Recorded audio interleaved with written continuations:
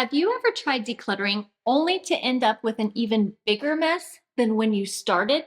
Either you overestimate how long it will take or underestimate how much stuff you have, and then bam, suddenly your living room looks like a yard sale threw up, and you're stuck wondering if you should keep decluttering or just move. Please rest assured that if you have ever felt this way, you are not alone, my friend. And that's why today I wanted to share my favorite tips and hacks for decluttering without making a mess. And these tips will help you declutter without chaos, build momentum, and create more calm in your home without needing hours of free time or a truckload of motivation. Let's dive in. Let's kick things off with one of my all-time favorites, trash bag therapy. And what you want to do is grab a trash bag, preferably a black or opaque one that you can't see through. And then you're just going to start walking around your house looking for anything that is clearly trash. Things like empty boxes or leftover packaging or old receipts that you don't need anymore, expired coupons from 2017, broken toys, worn out socks and shoes, etc. Trash bag therapy works because it gives you quick wins and you can spend as much or as little time as you need on this. You'll feel productive in no time flat, and there's something so therapeutic about tossing things out, which is why it's called trash bag therapy. Also, if you feel guilty for throwing stuff away, just remind yourself that your home is not a landfill and you shouldn't treat it like one. And the best thing you can do is the next time you're going out or going shopping or have an impulse to buy things you don't want or need, just remember how many of those cute or must-have items have ended up as clutter in your home, which is a darn good reason to be more intentional about your spending going forward. Next up is a classic decluttering system with a little twist, and that is the 5-box method. And here is what you need. You need 5 bags, boxes, or bins for the following categories: trash, recycle, donate, sell, and rehome. I want you to notice that there's no keep box, and that's fully intentional because when I'm decluttering and I decide to keep something, I just return it to its proper place right away because I feel like I don't need a keep box to babysit it and overcomplicate things.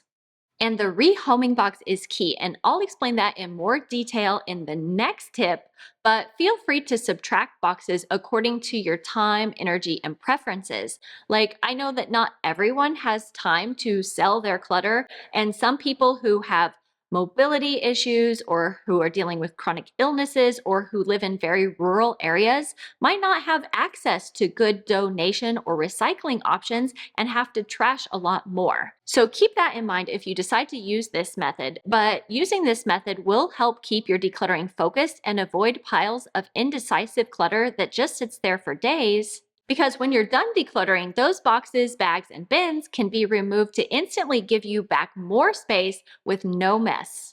Next up, let's talk about that magical rehoming box that I mentioned earlier. And this is for all of the out-of-place items you find while decluttering.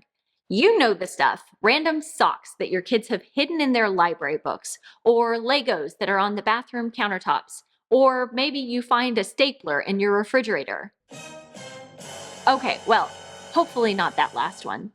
Instead of running back and forth, putting things away in the middle of your decluttering session, which is exhausting and breaks your focus and momentum, just toss them in the rehoming box. And then once you're done, you do one efficient trip around your house to put everything back where it belongs in one go. It's easy peasy lemon squeezy. Now, who wants some lemonade? By the way, if you're loving these tips and you're ready to take your decluttering to the next level, I wanted to let you know that my 5-star rated decluttering course, Clutter GPS, is now on sale, and it's about so much more than decluttering. This is the course I wish I'd had when I first started decluttering 10 years ago, and it's a complete step-by-step guide on how to change your habits, simplify your home, and create systems that actually keep the clutter away for good. And I know that between inflation and the cost of living going up, budgets are tight in this economy, which is why, along with your purchase of the Clutter GPS course, you'll also get over $350 in money-saving printables and bonuses, including budgeting printables to help reduce impulse buying, spend less and save more, a bonus mini course that teaches you how to sell your clutter, that some of my students have used to make hundreds of dollars in just a few short weeks after purchasing this course with things they already had laying around their house, as well as a private Facebook group where you can get support from me and like-minded peers. Plus, there's also a 30-day money-back guarantee if you're not satisfied, so there's zero risk. Right now, you can grab Clutter GPS for $250 off the regular price by clicking the link in the description box or pinned comment below. Or if you want to find out more and read real student reviews and see some pretty jaw-dropping before and after photos, you can also check for that link down below. I can't wait to see how much you and I can accomplish by decluttering together. Now on to the rest of the tips. This next hack is a total game changer for homes that feel like they're constantly collecting clutter like lint. And that tip is to create drop zones for your clutter. And drop zones are basically designed to be places where you can toss clutter temporarily, such as items that need to be taken back to their proper place, or that you know you want to declutter but don't have time to address at that moment. This could be something like a small basket next to the stairs for items that need to be taken from downstairs back to the upstairs, or a bag in your closet for worn out clothes that you want to donate later for textile recycling, or even a drawer where random trinkets go before you decide if you actually need them. Think of these drop zones as temporary holding pens for your clutter, but fair warning, they are not a permanent parking lot. So be sure to set a reminder to go through them on a regular basis so that they don't just become another junk drawer or a clutter magnet that spills over into other areas. The fifth no mess decluttering tip on this list is one of my favorite psychological decluttering hacks, and that is to create a timeout box. And this is especially helpful for things like kids' toys or clothes that you're unsure about. And here is what you do. Take the item you're feeling meh about and put it in a box, preferably an opaque one so that you and your family can't see what's inside of it. And after you put it in there, be sure and write the date on a piece of tape or a post-it note and stick it inside of the box or onto the item.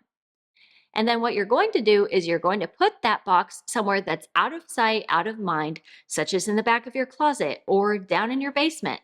So basically, you've put those items in timeout, and if nobody goes looking for those things in the next 30 to 90 days or however long you want to set the timer for what's going to determine when you're ready to get them out of your home, then if nobody goes looking for them, you know that you probably don't need them. And just like that, the decision to let go becomes way easier and less emotional.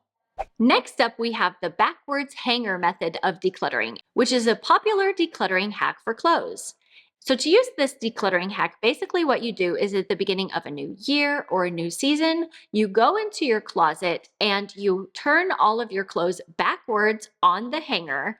And then when you take something out of your closet to wear, you're going to put it back so that it's hanging the normal way. After just a few months of this, you'll easily be able to see what you're actually wearing and what's just taking up valuable real estate in your wardrobe.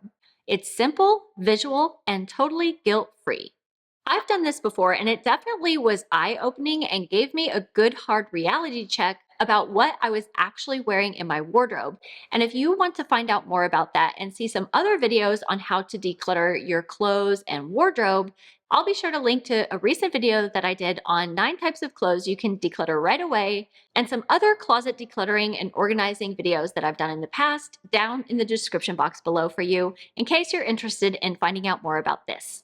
And finally, that brings us to one of the most popular rules in minimalism and simple living, which is the one in, one out rule. And basically, this minimalist rule states that every time something new comes into your home, be it a shirt or a coffee mug or a new pair of shoes, something else has to go.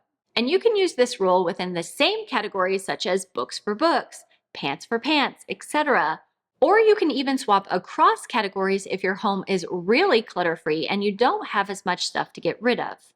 And this rule is really good for helping you maintain the balance and equilibrium of total stuff in your home without the dreaded clutter creep. In fact, we just used this rule the other day when we were decluttering shoe clutter in our front entryway. And if you want to check that out and hear more decluttering tips and ideas, be sure to go check out this video that I've linked right here, or I'll see you next week. Until then, take care. Bye-bye.